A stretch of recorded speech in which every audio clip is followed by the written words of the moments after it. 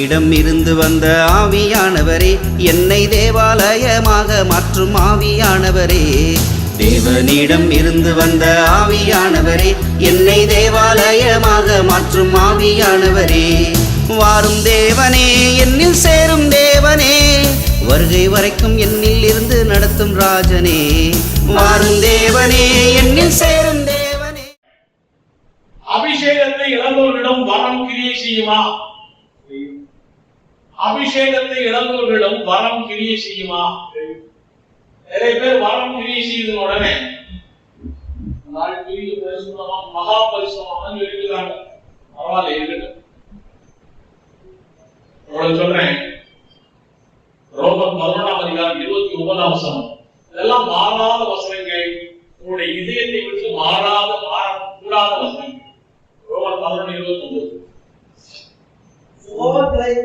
என்னங்க? ரோமர் 11:29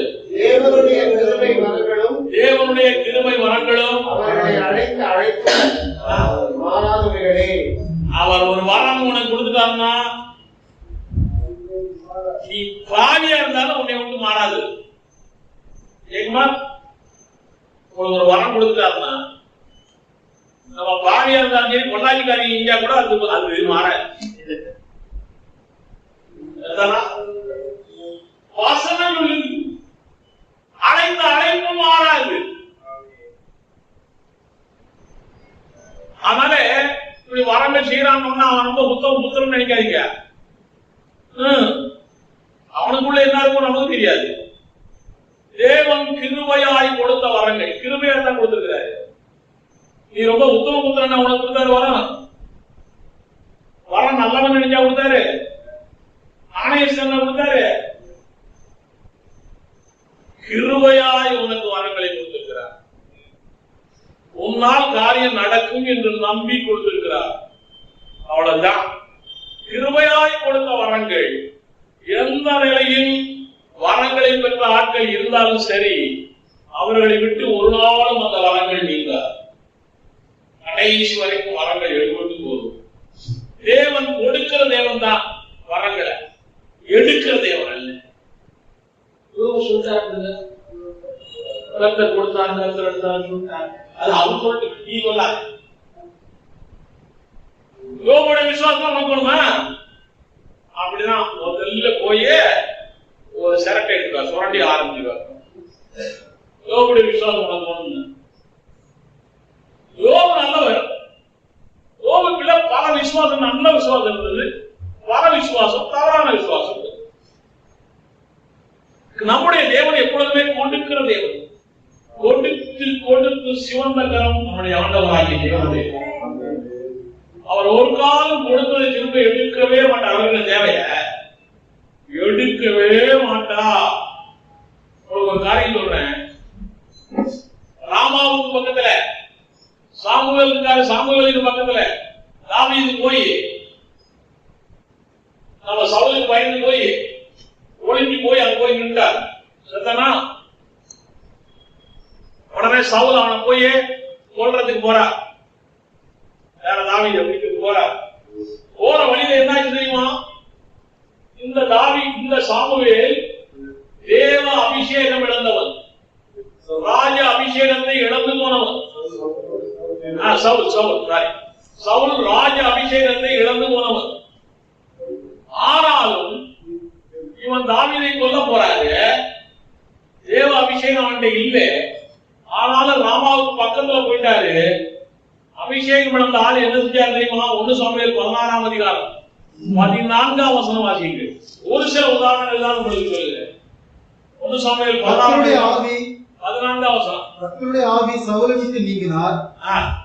கர்த்தரால் வரவிடப்பட்ட ஒரு குலம். சரி, கர்த்தருடைய ஆவி சவுலை விட்டு போயிடுங்க. இப்ப சவுலுக்கிட்ட கர்த்தருடைய ஆவியானவர் இல்ல. இப்ப என்னாச்சு பாருங்க. 1 சாமுவேல் 19 23 24. அப்பொழுது ராமாவுக்கு அடுத்த ஆயுதத்திற்கு போனான். அவன் மேலே தேவனுடைய ஆவி இறங்கினதால் அவன் தேவாவி இல்ல, இப்ப இறங்குது. தேவாவி இறங்கினதினால் அவன் ராமாவுக்கு அடுத்த நகரத்திலே சேரும் மட்டும் தீர்க்க தரிசனம் சொல்லிக் கொண்டே நடந்து வந்து அவனுக்கு கொடுக்கப்பட்ட தீர்க்க தரிசனம் வரம் மாறல. ஓடு பண்ண போறான், பாவியாகி போறான், பாவியாகித்தான் இருக்கிறான். தேவனும் அவனை பாவியில் தான் வைத்திருக்கிறார்.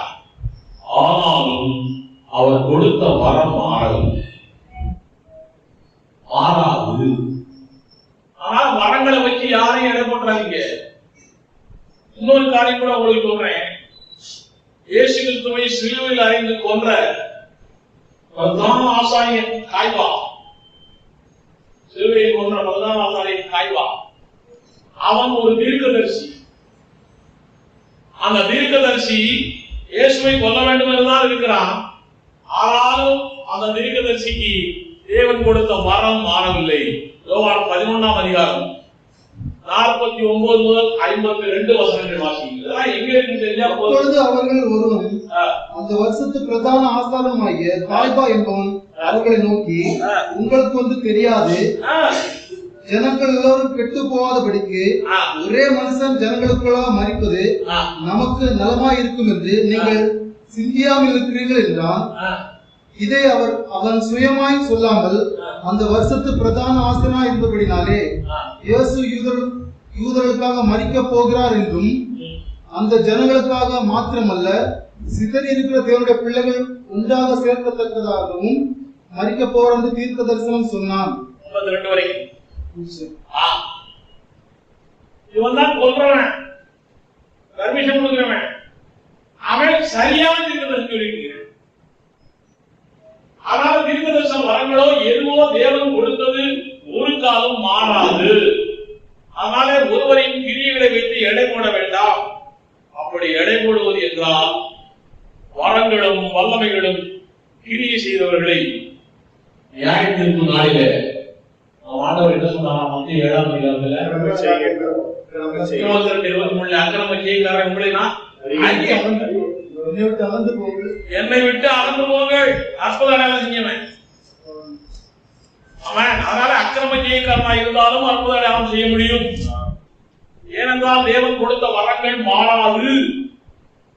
அதனால அபிஷேகத்தை இழந்தவர்களிடத்திலும் தேவன் கொடுத்த கிரியை செயல்பட வாய்ப்பு உண்டு. அவன் விரும்பினான். போறோம்.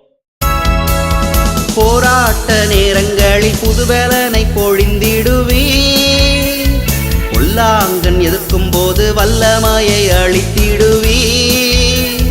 போராட்ட நேரங்களில் புதுபலனை பொழிந்திடுவே, பொல்லாங்கன் எதிர்க்கும் போது வல்லமையை அளித்திடுவே.